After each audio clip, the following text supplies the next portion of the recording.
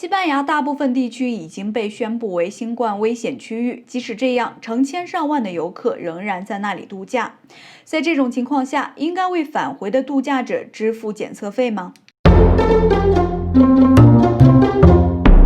大家好，欢迎来到德国热线。如果你不想错过德国以及欧洲的全面资讯和更多实用又有趣的信息，一定要订阅我们频道，按下小铃铛，顺便点个赞。尽管德国政府在周五宣布将巴利阿里群岛和西班牙大陆列为新冠危险区域，马略卡岛帕尔马机场仍然非常繁忙。尽管德国感染人数激增，汉莎航空及其子公司欧洲之翼等航空公司仍然在不停地往返于西班牙和德国之间飞行。汉莎公司的发言人表示，德国每周有180班飞往帕尔马的航班，飞机承载情况和德国发出旅行警告之前一样。如果飞机满载飞行，每周可能有36000名度假者就可能涌向巴里阿里岛。仲夏的高温下，德国人越来越被迫在社会责任与个人放松的欲望之间进行道德平衡。休假仍然合理吗？是否都应该待在家里呢？关于谁应该为回程旅客支付病毒测试费用的激烈讨论表明，这个问题在社会内部是多么的两极分化。FDP 健康政治家安德鲁·沃尔曼表示，如果度假者提前去了那些已知是危险地区的国家，那么风险就在于度假者。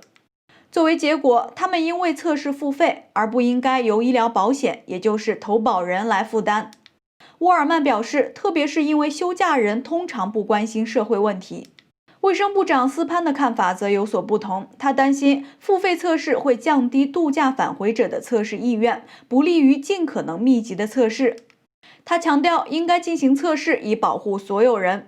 斯潘表示，尽管他能够理解要求度假者自己支付测试费用的冲动，但大家往往会回避要花钱的检测。我们应该让人们对检测感兴趣，在任何情况下，检测不应该是一个财务问题。健康经济学家万尔克·沃尔里希认为，对检测公正性提出的批评合情合理，但卫生部长斯潘的处理方式是正确的。现在前往危险地区的人确切知道自己正在进入什么地区，因此从监管的角度来看，让他们参与承担测试成本是合理的。目前可以选择在飞机票或者火车票上增加检测费用，但对于自驾旅行者的检测费用尚无技术解决方案。卫生经济学家认为，与此同时，广泛的测试计划对社会的积极影响占主导地位。德国继续秉持尽可能大量病毒测试作为抵抗疫情的手段之一，免费测试对于此策略至关重要。不论是否前往危险区域，在大流行期间旅行将是一个敏感问题。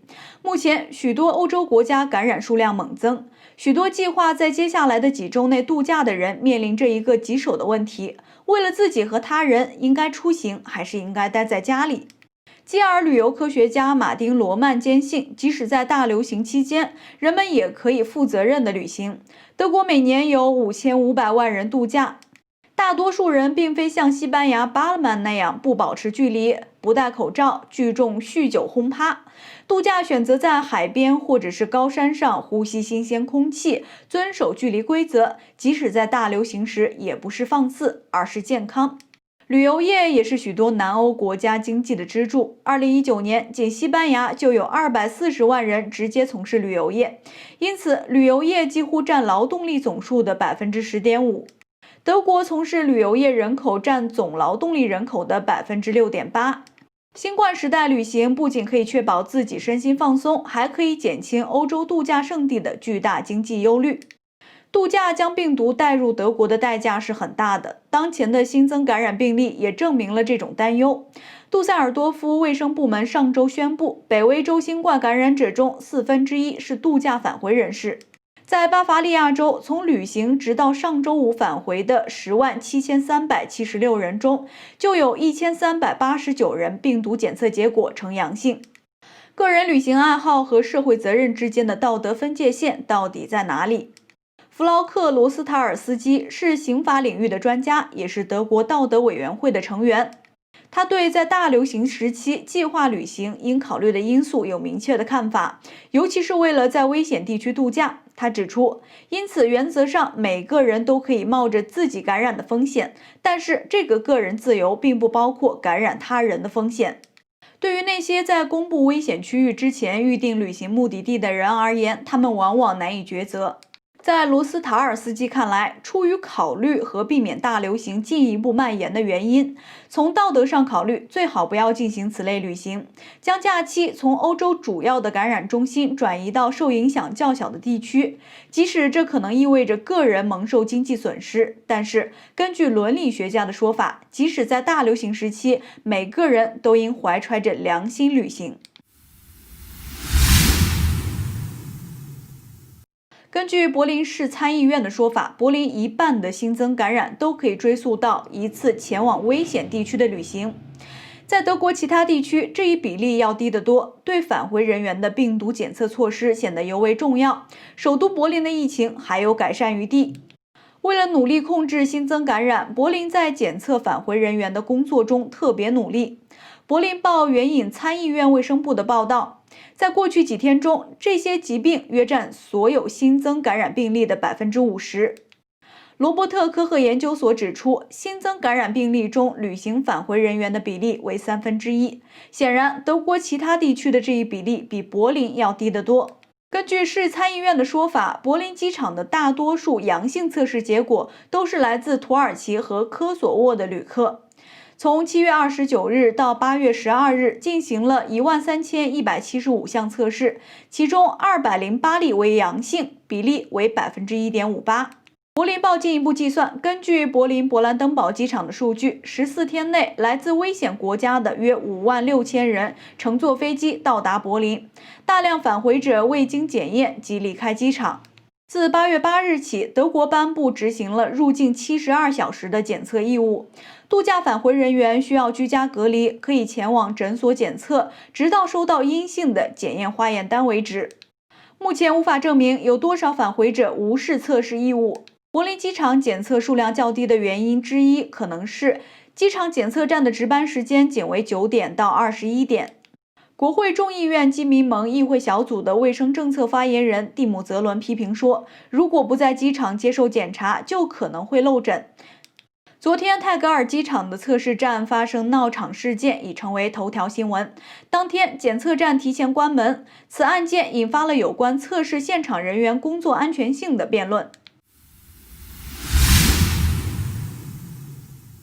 许多度假者在旅行警告发布之前就取消了他们在2020年2月和2020年3月预定的假期，而旅行社要求收取取消的手续费。